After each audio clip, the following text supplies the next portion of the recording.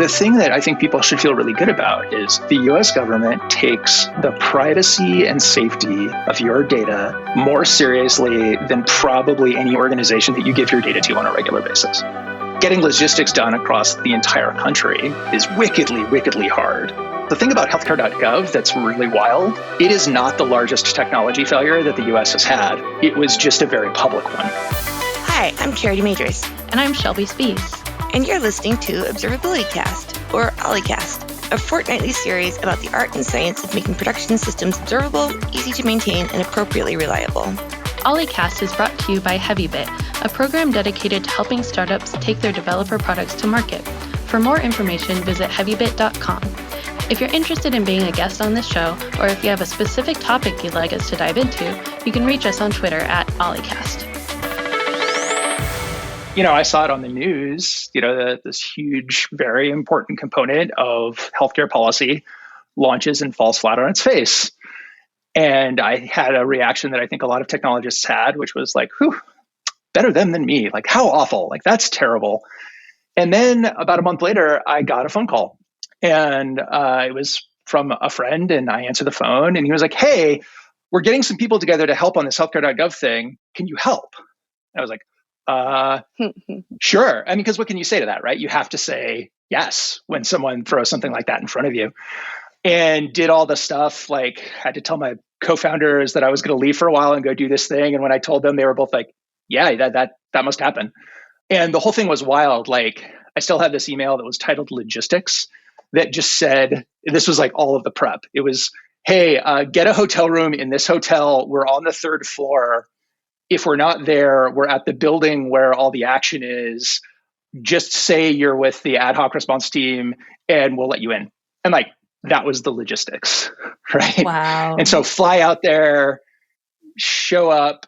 And what it was at that point was a diving save to take this enormously complicated system and try to get people insured through it. And it was an enormous effort. How many people a day were getting insured when you show up?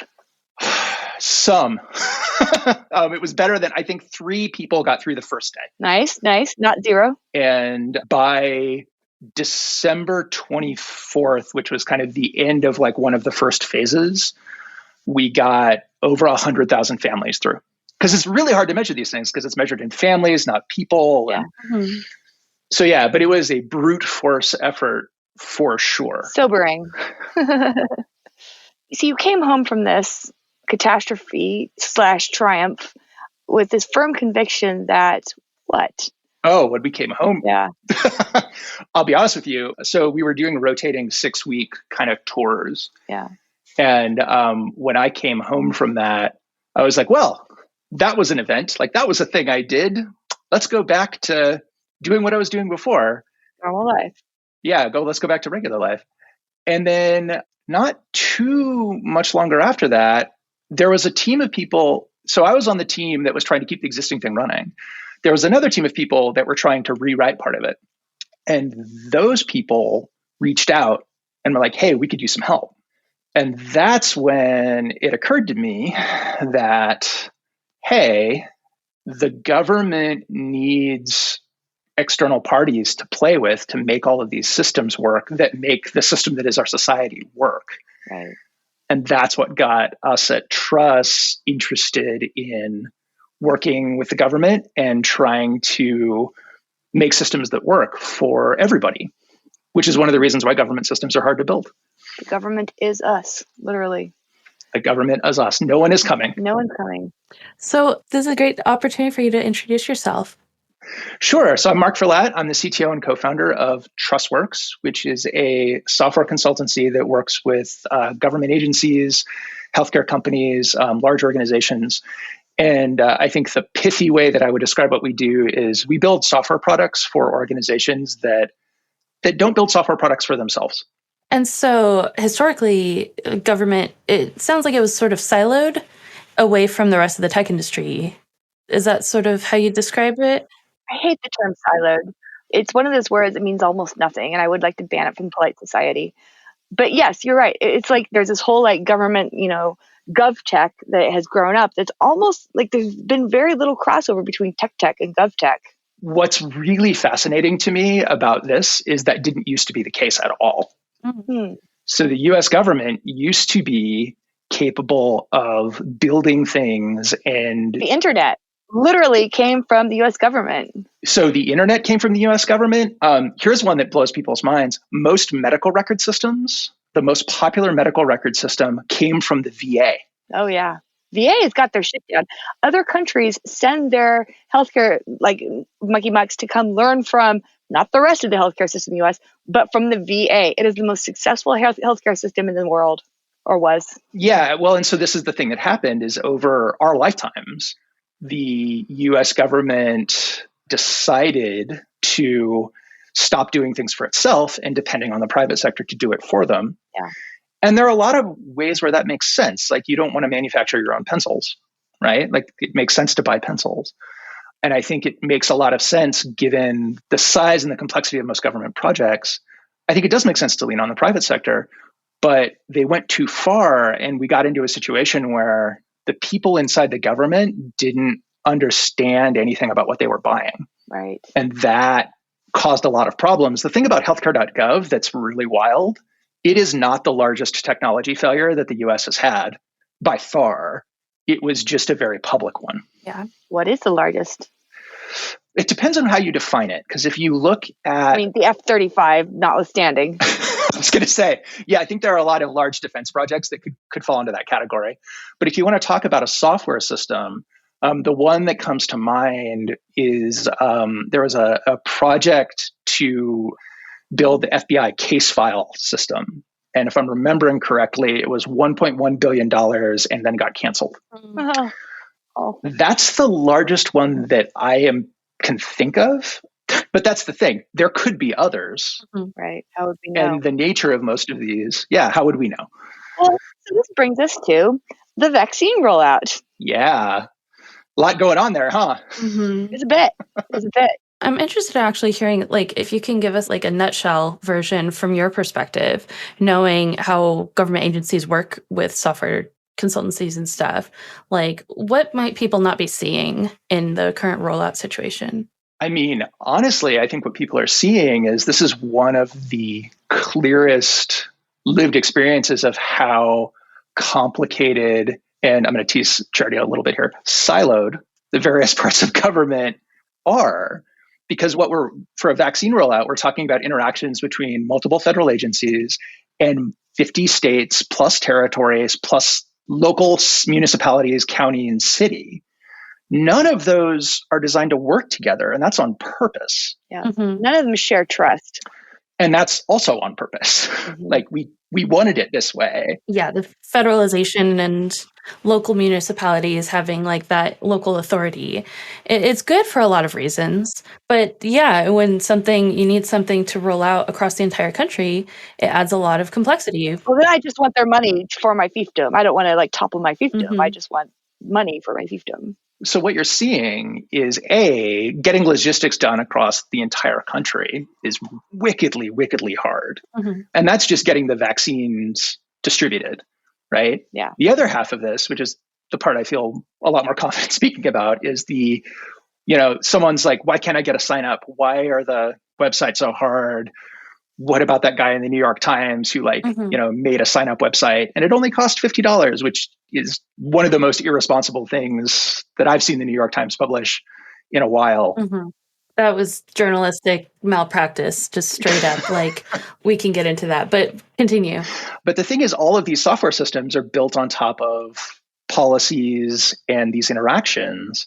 And it's Conway's law at national scale. Right? There is no vaccine.gov because structurally there is no single place to go get a vaccine. And so you see a lot of volunteer projects mm-hmm. that have kind of popped up to try to fill this gap. There's it's Vaccinate CA, I think, is the one that I'm familiar with, where they literally just have volunteers calling all of the places where vaccines might be. And then they update a website. And I got to tell you, brute force works, right? That's a fine way to do it. Mm-hmm. The fact that we have to do it that way is indicative of the way the US government works kind of all the time. Like, this is how it operates. And to be clear, this isn't because California doesn't have a technology arm. They have a very, very solid, like, they got COVID-19.ca.gov up quickly. They've maintained it correctly. They've integrated with Apple and Google's exposure notification work. All of these systems have come online. That one was done entirely by government folks. That wasn't a contract job. And it's, I think, a good example of places where the government can and does do good work, but does it matter if it's not in concert with everyone else, with the rest of the system? And that is the difficulty. Yeah. And this is also one of the places where the administration matters. Yeah. Like, it really does. Like, having people who are running things and paying attention and trying to make things work matters. Say more about that. Why would anyone not want things to work? Charity, I don't know. I mean, when I think about what government is for, right, it's to reduce the number of things that we need to worry about. Right. And it's the stuff that we need to do collectively together. Like, that's what it's for. Right. And as the world gets more and more complicated, we need those things. Yeah. We shouldn't all have to be experts in, like, the protocols of how the FDA approves what medication or whatnot, or like seeking out our own hydroxychloroquine on the internet or any of this shit. Like, it's actually too complicated for us all to keep track of. But even if you sort of like ignore bad actors, there's so much complexity. And I wonder if this is something that's different about the vaccine rollout versus your experience with Healthcare.gov, where there's so much complexity at the local level. Like, you're actually trying to get vaccines into people's arms. And so it goes beyond entering your information on a website that can be a single website across the entire country. Did you run into that sort of thing with Healthcare.gov, that you had like sort of the local level complexities? Oh, yes. Despite it being nationwide? Yeah, because remember, for the way that healthcare exchanges work, there is one exchange per state, and Healthcare.gov is the exchange for states that didn't build their own. So the idea is you would go to healthcare.gov and fill out some information, and it would tell you, oh, you're from California? You need to go to the California one because they have an exchange and they're running it themselves. And so it was this kind of delegation thing.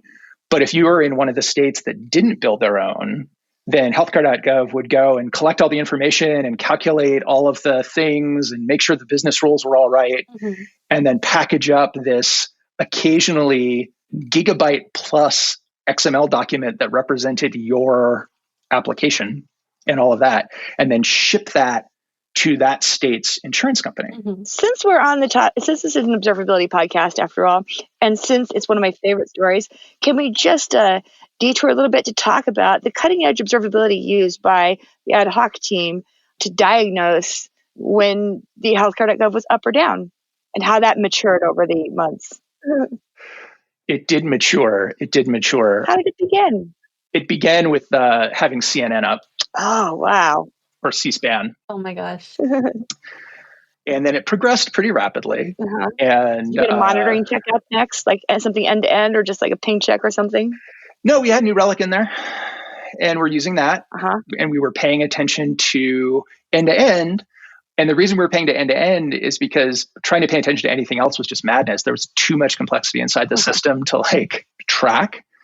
And so the primary indicators were, what's the total error rate on the site and what's the response latency? And we flew by those. Wow. And we would recognize the patterns, and we sort of knew what would happen. And they didn't have those when it launched. They didn't have those.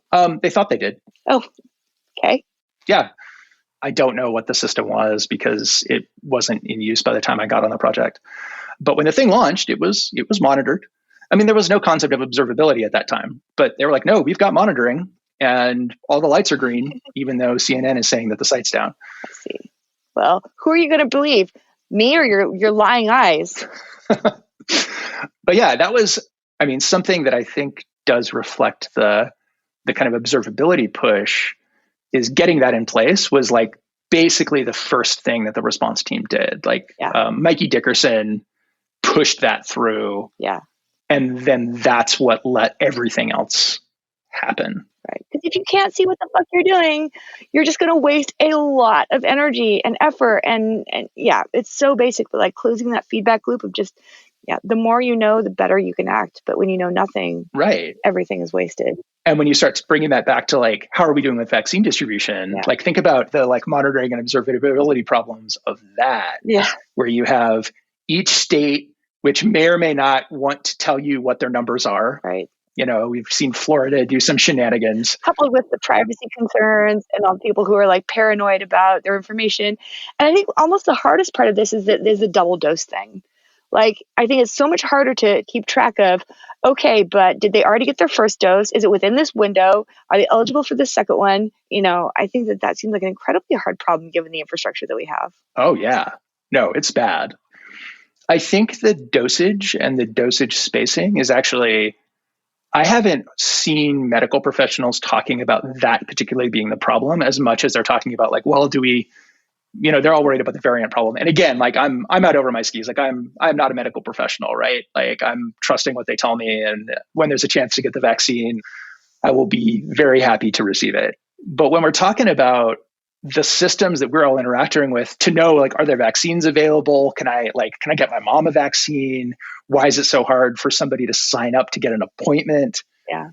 Like, these are all reflective of the lack of observability. Well, it's observability and it's also organizational complexity. Like, this is Conway's Law made real with pretty unfortunate consequences. Yeah. And I think those kind of go hand in hand. It's something I've seen a few times, and I've heard other people discuss it, where when your organization is bad at talking to itself, or when parts of your organization is bad at talking to each other, it's that much harder to get observability into your production systems. You know, people have their little fiefdoms, and there's a lot of like territorial wars and stuff. And so it's just like observability is part of that socio-technical problem we're trying to solve. It's just like doing a better job at, you know, what our organization is supposed to be doing. And when people block your ability to just ask and answer questions, that affects everything from the customer sign-up process and BI intelligence all the way down to like system level, knowing how well we're doing. And so this is something I've just been sort of thinking about, and I've been curious about, just like, you know, is this something we see often in organizations where you sort of have that command and control, like fiefdoms, everyone in their individual castles and moats and stuff? Is that related to a lack of observability? I mean, I think so. The way I think about this and the way I try to explain this to people is think about stakeholder management. Like, if you're in an organization, you have to manage stakeholders. What most people have a hard time understanding is just the scale of US government organizations. And so we're not talking about managing 5. We're talking about managing like 50 or 150 independent stakeholders who, if you wanted to like understand what's going on with all of those people, you have to convince them that like you have legal access to like get that data that you want to observe. You have policy reasons to have that access, and you have to manage all of that all the time. And some of those stakeholder groups are, you know, they're external to the government. Like, they are the constituents that you are trying to serve. And something that's an enormous difference when you're thinking about why does government technology cost like more money, or why is it expensive, or what's going on? It's not just that stakeholder management. It's that our government, to its credit, believes when it offers something, it has to serve everybody.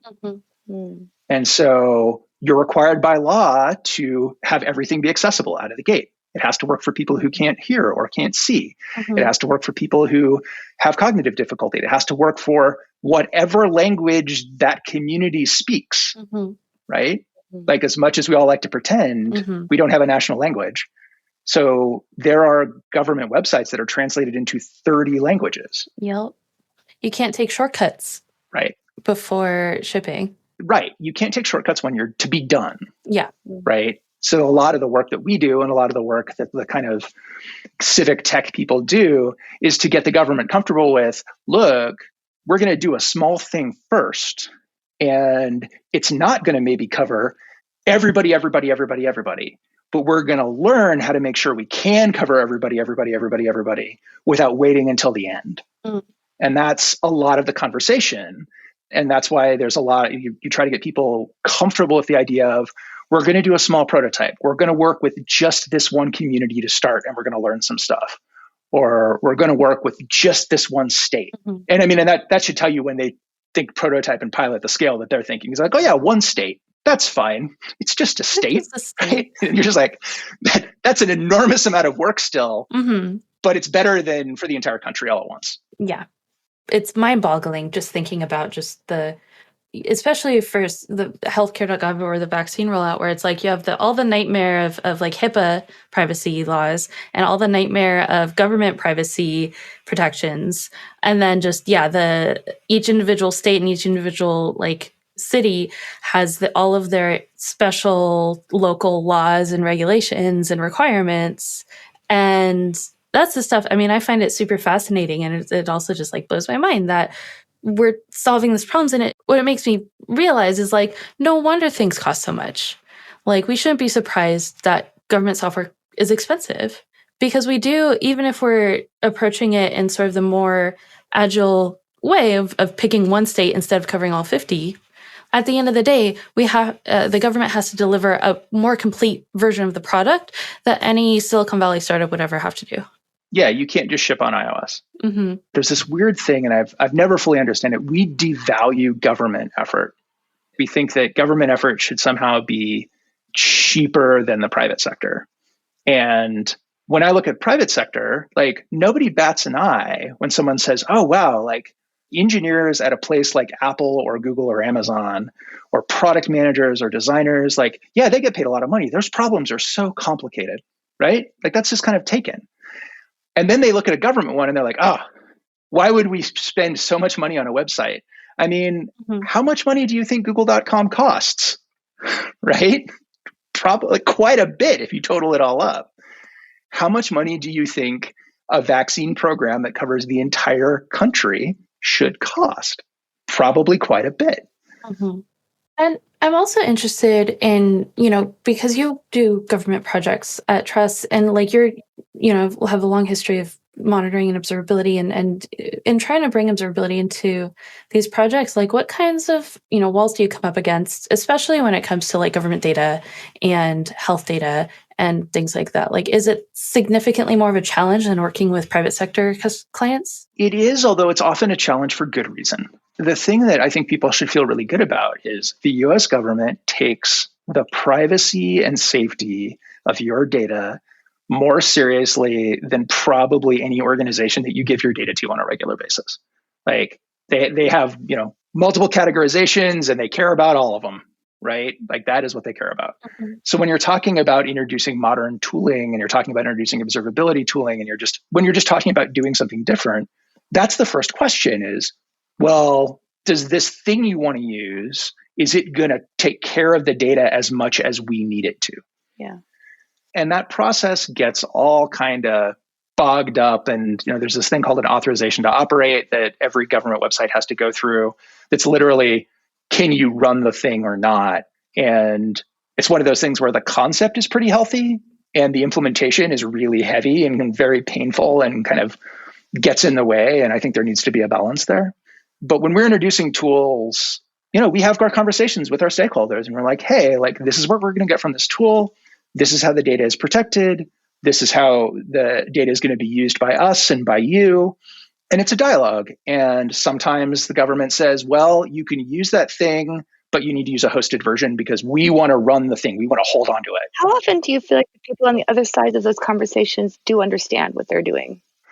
They understand what they're doing. Their priorities are not necessarily the same. So that ATO process, going back to that, the people who are responsible for that part of the, do you get to ship your thing or not?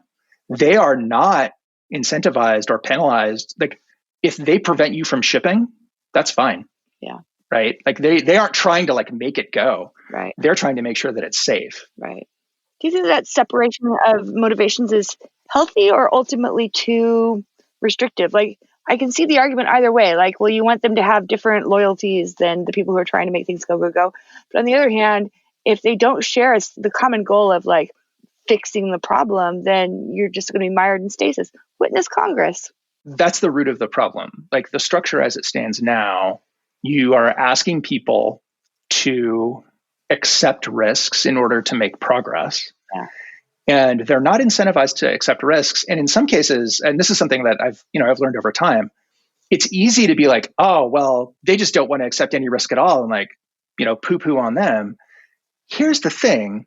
If you're in the civil service, right, like you're a bureaucrat, and I mean that in like just definitionally, you're working for a bureaucracy. In the US, you have a pension, like you have a retirement pension. Like that's great. Like you do this and you serve your time and then like you get a retirement. You lose that pension if you get fired. Like you lose everything. And so the incentives for someone who's in that like signature position to accept a risk are real tough because they're potentially accepting a risk to their like future. It's not like, oh, you're going to get dinged on your performance review. It's like, oh, well, you lose all this thing you've been working for the last 15 plus years. Right. Yeah. And so the incentives, once you understand the incentives, you see all of these patterns happening. Changing the incentives is something that, I, as a small civic tech contractor out on the edges, that's not a thing we are in any position to do, but it's not serving us. Like it means that things go slowly. We see this sometimes in the private sector as well, where I guess it's not necessarily like they'll say no to any possible risk, but you hear about it with like testing and production or chaos engineering, where people hear about anything that sounds like a little bit scary and they just shut it down, even though not doing the thing is riskier than doing the thing well. It's like nobody got fired for buying IBM sort of thing. And sticking with the status quo and sticking with the known sort of approaches, it's a lot less scary. And I think, I understand. I briefly got to work on some government-funded work, and it's super scary when like people have been working on this for 20 years. And they've been doing it that way for 20 years, and they're all subject matter experts. And trying to introduce some new process or something throws an entire wrench in this complex machine it's been working for them. And it might be working. I mean, that's the other thing. I think it's okay that for most of the government to not move too fast most of the time.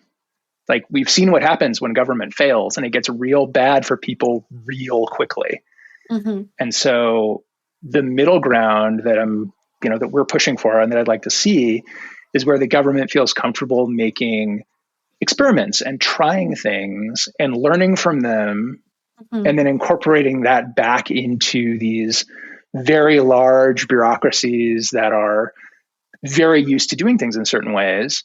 Those ways eventually stop working because the world changes around them. Like we as citizens, we as like people who live in this country, what we need has changed. Like what we need from people, what we need from the government in 2021 is very different from what we needed in the government in 1971. Yeah. And that's going to continue to happen. And that's fine. That's healthy. But we right now, it's still very, very, very hard to get that willingness to try. Yeah. And it's been that way for a long time. Well, your failures are going to get broadcasted to the front page of the New York Times, and nobody ever sees your successes because they're just quiet. Yeah. And this is like that, but like dialed up to 11 on the national scale, especially when you've got a whole party that might be invested in making sure that everyone understands that government doesn't work. Yeah. I mean, can I share a thing in the spirit of like raising a success that nobody would ever see? Like Please. My last interaction with the California DMV was totally fine. What? That's Fine. There was a website. Like I had to renew my license. Right? Shit. I went to the website. It told me the documentation I needed to have. I uploaded a copy of the documentation. They validated it in advance. They gave me a ticket. Great. And then once I had that ticket, they were like, go to your nearest DMV, show them this, and they'll tell you what to do next. I did that. They scanned it into a thing, and they were like, we will text you when it is your turn. And this was under COVID, right? So they had all the distancing stuff in place. What? They use the text message? And they're like, go wait out in the That's parking awesome. lot, not near anybody. We'll text you when it's your turn. Dude. The whole thing probably took me less than 2 hours total. There was like 20 minutes of wait time. It was very smooth. It was like not a big deal. During COVID even. During COVID even. And people still hate the DMV, right? People are still mad at the DMV, But I was like, this is fine. This is a good experience. Like there was nothing about this that was. This is fine. This is an amazing, like this should be like the slogan of the resistance. Make everything fine. That would be very good. Yeah. The good enough experience, the good enough like customer experience, or good enough like, constituent experience. iPhone camera of cameras. It's fine. Yeah. But where we're at right now is we're in the like, you're going to stab me in the eye and then give me the thing that I need. Yeah, absolutely. And I say this jokingly, but I'm totally serious. I mean, this is like ops work forever. Like if it's fine, if it's not noticed, you're doing your job. Get a raise. Except that nobody notices and nobody ever gives you that raise. They don't notice until you're gone and everything falls to pieces. And now you understand why the funding problem is a problem. Yeah. Right? Exactly. I think my biggest takeaway from all of this, is we already put a lot of trust into government programs. Who's we? Anyone with a social security number, I guess. Anyone with a driver's license, anyone with so I guess citizens or people who use government programs. And like most of the government's doing the best that they can with the resources they have at their disposal. And that was my other question I wanted to ask is since Healthcare.gov, have you seen like a change in the government tech culture and like approaches? And are more organizations willing to adopt new approaches in the last like decade or so? Yes. So the two clearest signals of this are that the United States Digital Service and their kind of counterpart, 18F, are both still at it. They're still doing their thing. And they're the people on the inside who are trying to find agencies that want to do this work and are looking to make these kinds of changes and trying to help them. And those both came out of the Healthcare.gov debacle. And I think they have both we've been way more successful with them than if they hadn't been there. I mean, but it's a huge, huge problem space. And so the fact that we've been at this for, not quite a decade, and we're seeing some progress, I think is amazing. I remember several years ago, there was a presentation I was at and someone was just talking about the scale of government and like how it's hard to work with government. And then the speaker like stopped and just said, but here's the thing. In government, if you make a 0.1% positive change, you have affected millions of people with that change. And that's the game. It's this just like going for those 0.1% year over year. Yeah. And they stack up. Yeah. And like my DMV experience, things are just like a little better for people. Yeah. That's really motivating. I love hearing like, even in these big organizations, these big government agencies, when you convince people and when you show them that new approaches do make a difference, like they do adopt it. We're not stuck. Newsflash. People generally don't want to do a bad job. Absolutely. In government or out. But if you can't actually show them the impact of their work, and this ties it all back to observability, they might accidentally do, the wrong thing or do harmful things because they can't actually see, the consequences of their labor. Well, thank you so much, Mark. It was really nice to have you. You bet. Thanks for having me on. That was a delightful conversation that I enjoyed and hope you did too. If you're interested in being a guest on this show, or if you have a specific topic you'd like us to dive into, you can reach us on Twitter at o11ycast. To learn more about Heavybit, visit heavybit.com. And while you're there, check out their library. It's packed with amazing talks on sales, marketing, product, and general management from founders of developer tools companies and other industry leaders. Hope to see you next time.